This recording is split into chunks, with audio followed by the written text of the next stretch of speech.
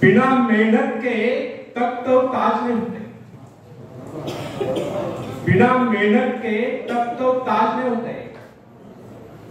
ढूंढ लेते हैं जुगनू अंधेरे में भी मंजिल, ढूंढ लेते हैं जुगनू अंधेरे में भी मंजिल, क्योंकि वे किसी बाहरी रोशनी के मोहताज नहीं होते, वे स्वयं प्रकाशित होते। धन्यवाद।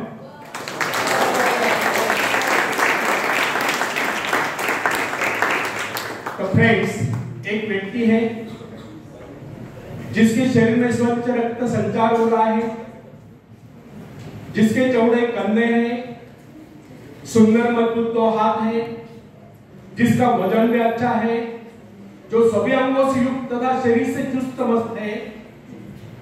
ऐसा व्यक्ति अगर दूसरों से सहायता मांगता है तो आप उसे क्या कहेंगे, उसके बारे में क्या सोचेंगे? अवश्य वह सर्वांग संपन्न होकर भी अपंग कहलाएगा। आप ऐसे अपंग मत बनिए, आप सामर्थ्यवान बनकर दिखाइए, आप ऐसे बनकर दिखाइए कि लोग आपसे सहायता पाने की चेष्टा करें।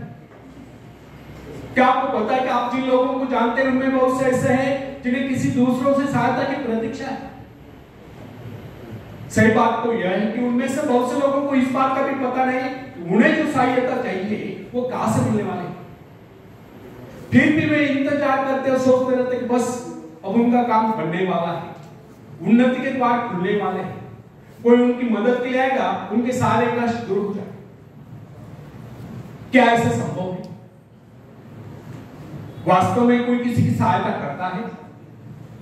ऐसे सोचने वालों ने अपने गिरेबान में झांक कर देखना चाहिए, क्या उन्होंने किसी दूसरों की कितनी सहायता की, उन्होंने आज तक किसकी कितनी मदद की?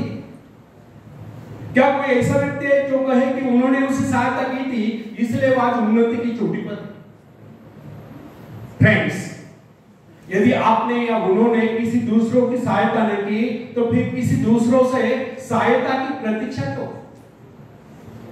ऐसे लोग केवल अपने भूल के कारण आगे बढ़ने से जाते हैं। हर इंसान को चाहिए कि वह केवल अपने सहारे आगे बढ़े, लौटने के रास्ते से मुंह फेंक कर बिना किसी के सहारे आगे बढ़ता चाहिए। आत्मनिर्भरता से तो मनुष्य की शक्तियां विराट रूप धारण करके प्रकट होती है। आत्मविश्वास ही सफलता की नींव है।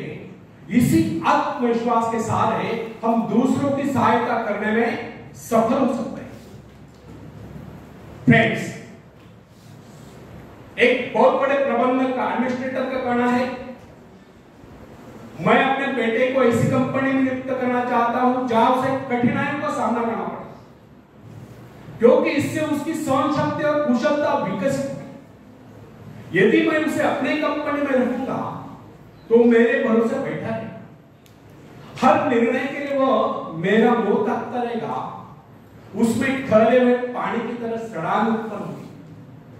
आप सभी जानते हैं कि ठहरे हुए पानी पर मच्छर गुनगुनाते हैं, तो बहते हुए पानी पर राजहंस करते हैं।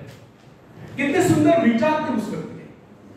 अगर हर माँ बाप अपने पुत्र या पौत्री के लिए इस प्रकार के उच्च विचार रखते हैं तो वे अवश्य उनके भाग्य विधाता बन जाएंगे। जो माँ बाप अपने बेटों या बेटियों को अधिक लाड प्यार से बिगाड़ देते हैं कि बच्चा जब चाहे स्कूल जाए, जब चाहे छुट्टी कर ले, जब चाहे कॉलेज जाए, जब चाहे छुट्टी कर ले, जब चाहे काम पर जाए, जब चाहे छुट्टी कर ले, तो ऐसे बच्चे भविष्य में कुछ नहीं कर पाते, उनका तो भविष्य नष्ट होता है। अपनी शक्ति पर स्वयं ही भरोसा करना पड़ता है। अपने कार्य स्वयं करने वाले सफल होते हैं। इसी से मानव के चरित्र का निर्माण होता है। जिन बच्चों को यह पता हो जाता है कि वे अपने माँ बाप के सहारे जीवित रह सकते हैं, वे अपने बल पर कोई भी कार्य समर्थ होकर भी करने पाते, वे वैसी कोशिश भी नहीं करते। जब भी उन्हें समझना चाहिए, माँ बाप तो सदा के लिए उनके आश्रय ज्यादा नहीं बन पाएंगे। एक दिन तो ऐसा आने वाला है जब उन्हें अलग अलग जीवन बिताना ही पड़ेगा। तब ऐसे लोगों को भयंकर मुश्किलों का सामना करना पड़ता है।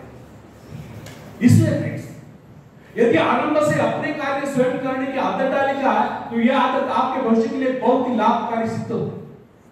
जब चाहे शक्ति के सहारे आप जमीन पर पांव टिकाकर आगे बढ़ सकते हैं। सफल वही होता है जो अपनी शक्ति पर भरोसा करता है। अपने काम स्वयं करने वाले सफल होते हैं। दूसरों के सहारे आगे बढ़ने वाले अक्सर भंवर में फंस जाते हैं। फ्रेंड्स, जिस नाव की पतवार आपके हाथ में नहीं, वो नाव आपको पार करा दे, इस बात की क्या करना। आपका जीवन तो उसके हाथ में है जिसके हाथ में नाव की पतवार हो। वो चाहे तो आपको डुबो दे, चाहे तो पार करा दे। फ्रेंड्स, जब नदी में बाढ़ आती है तब जो साहसी जिससे अपनी शब्दों पर पूरा विश्वास है वह तो तय कर उस पार चला जाए, लेकिन जो डरपोक और कायर है वो तो बीच मझधार में डूबकर अपनी जान दे देगा। सहायता पाना और सहायता की प्रतीक्षा करना दोनों बातें प्रगति की राह में बाधा है। अतः हर युवक या युवती के लिए आवश्यक है वो शुरू से अपने काम स्वयं करने की आदत डाले। अपने माँ बाप आदि लोगों की शक्ति से विश्वास हटाकर केवल अपनी शक्ति के बल पर आगे बढ़ने की कोशिश करें। जिस क्षण आप बाहरी सहायता लेना बंद कर देंगे उसी क्षण आपके भीतर आत्मनिर्भरता का अंकुर फूटते हुए महसूस होने लगेगा। स्वयं कार्य करते समय यदि आप असफल हो जाते हैं तो बिना उस असफलता को घबराए तुरंत उस कमी की खोज कीजिए जिसके कारण आपको असफलता मिली। और जैसे आप उस कमी को खोज निकाले तुरंत उसे दूर करने के प्रयास में जुट जाए। आपका वास्तविक आदत तभी होगा जब आप एक सफल व्यक्ति के रूप में दुनिया के सामने होते। मगर यदि आप एक व्यक्ति के बाद दूसरे व्यक्ति के आगे हाथ फैलाना शुरू कर देंगे तो लोग आपको ममता या भिखारी कहेंगे। अतः आपके प्रण में लेकर आपको केवल अपने भरोसे जीना है, ना कि किसी की दया पर। क्योंकि बाहरी सहायता किसी किसी वक्त एक वरदान सिद्ध होगी, अधिकतर समय यह तो अभिशाप ही सिद्ध होगी। फ्रेंड्स, बाहरी सहायता मनुष्य के काम करने की गति को मंद करके शरीर में सुस्ती ला देती है। आप ऐसे लोगों से मित्र कीजिए जो आपको जीवन में आगे बढ़ने की प्रेरणा दे। कुछ लोग एक बाजू या एक पाव वाले होते हैं, फिर भी वे अपनी लगन और अपनी मेहनत से अपनी जीविका चलाते हैं। फिर तो आपको हट्टे कट्टे आगे बढ़ने की कोशिश आप क्यों नहीं कर सकते। मैं एक ऐसे व्यक्ति को जानता हूं जिसका एक पैर किसी रेल दुर्घटना में कट गया था।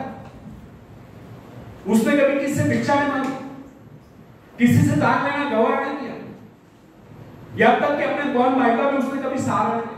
उसने एक छोटा सा धंधा फुटपाथ पर आरंभ किया। शुरू में वो न्यूज़पेपर बेचने लगा। 2 पैसे बचाकर उसने वजन तौलने की मशीन खरीदी, उस पर अपना पेट पालने लगा। आज वही व्यक्ति उसी फुटपाथ के किनारे एक बहुमंजिला बिल्डिंग में न्यूज़पेपर स्टॉल लगाकर बैठा है। साथ में जेरॉक्स सेंटर भी खोल रखा है। सुना है आजकल वो मोबाइल शॉपिंग भी चलाता है। वो स्वाभिमानी, किसी से मदद लेना वो अपना अपमान समझता था। आज वही व्यक्ति उन लोगों जिनके हाथ पर सलामत है ऐसे परिवारजनों को खिलाता पिलाता है, उनके हर प्रकार की सहायता और मदद करता है। तो इसमें किसी को हैरत न हो। आज वो दूसरों की सहायता करने के हो चुका है। वो उन लोगों के लिए प्रेरणा स्थान है जो सर्वांग संपन्न होकर भी दूसरों से सहायता पाने की आशा करते हैं। फ्रेंड्स, मैं केवल उस विकलांग की बात नहीं करता जिसे मैं जानता हूं। इस संसार में ऐसे बहुत से विकलांग लोग हैं जो अपनी हिम्मत से खुद भी खा रहे हैं और अपने परिवार को भी पाल रहे हैं। ऐसे स्वाभिमानी, मेहनती, आत्मविश्वासी और साहसी लोगों को अपनी जीविका चलाते देखकर हमें स्वयं के विषय में सोचना चाहिए कि क्या हम पूर्णतः स्वस्थ हैं। साथ ही सभी अंगों से युक्त तथा शरीर से चुस्त मस्त होकर भी क्या हम अपने आप को समर्थ समझने का अधिकार रखते हैं। यदि हाँ, तो फिर किसी दूसरों से सहायता की प्रतीक्षा करो। कोई भी स्वस्थ तथा सर्वांग संपन्न व्यक्ति तब तक अपने आप को समर्थ समझने का अधिकार नहीं रख सकता जब तक वो समझने को किसी के अधीन। वास्तविक स्वतंत्रता एक ऐसा उपाय है जिससे मनुष्य की शक्ति दोगुनी हो जाती है। इस प्रकार की भावना अन्य किसी प्रकार से प्राप्त नहीं। जब कोई युवक या युवती अपने हिम्मत के साथ किसी व्यापार में उतरता है तो उसके मन में एक श्रेष्ठ भावना अवश्य उत्पन्न होती है। यही भावना उसे प्रसन्नता प्रदान करती है। इससे पहले किसी के अधीन न हो, चाहे वो कितना ही बड़ा कारोबार क्यों न कर चुका, परंतु उसे स्वतंत्रता से अपने आत्मविश्वास के साथ काम करने में एक नए आनंद का एहसास होता है।